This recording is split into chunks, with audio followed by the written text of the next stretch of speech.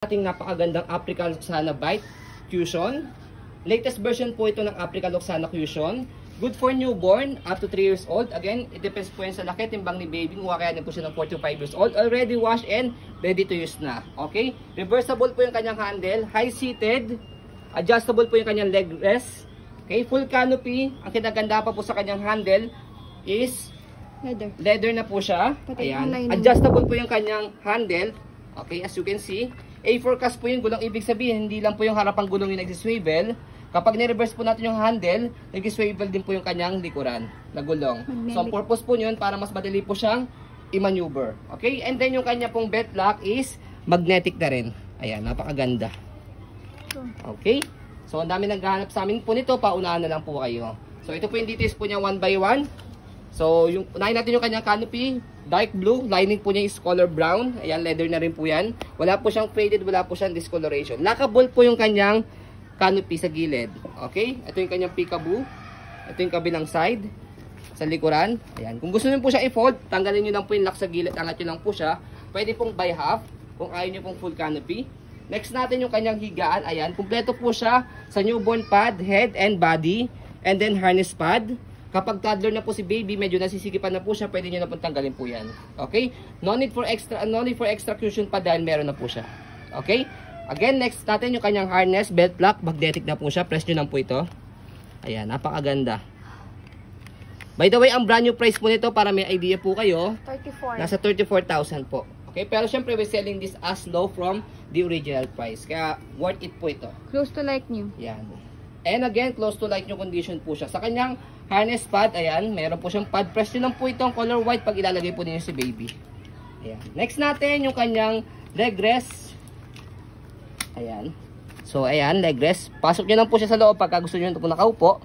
Pag nakaiga, adjust nyo lang po ganyan. Okay? Next natin, yung kanyang footrest. Tapakan po ng paa. And then, yung kanyang gulong. Okay? May stopper na po siya kapag ka-reverse natin yung handle mamaya. Okay? Easy to maneuver, nag-swivel. Kung gusto niyo pong one way lang, baba niyo lang po itong lock niya sa harapan. Ang purpose po niyo kung sakaling inaantok or nakatulog si baby, pwede niyo po siyang ihele.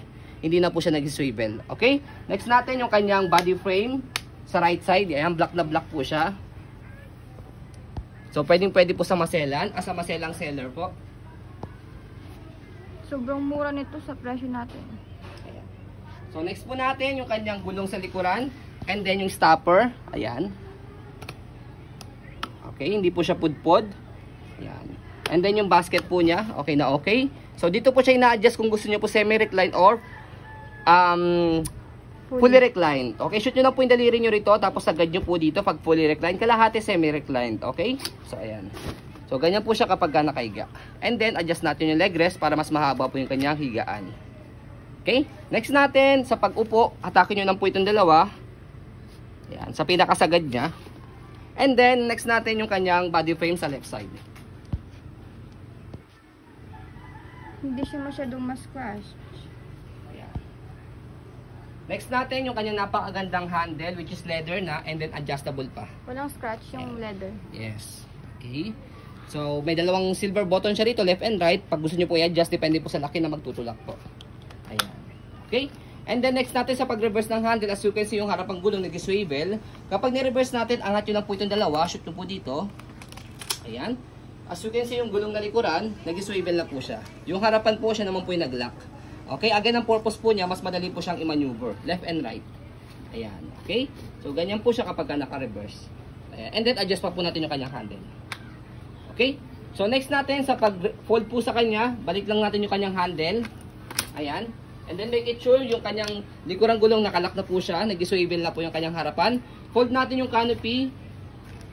Ang kinagandaan po dito, lightweight stroller. One hand fold, one hand open po siya kahit hawak siya po si baby. Okay, try po natin. Kailangan naka-red, naka-unlock po yung kanyang handle. And then press sa ilalim. Angat yung likod and then pull down. Ganoon lang po siya kadali. Kapag in-open naman po, same procedure. Naka-unlock na color red sa handle, press. And then angat yung likod and then buka. Okay? So, gawin lang po siya kadali, i-open sa kay-fold. Less hassle po siya.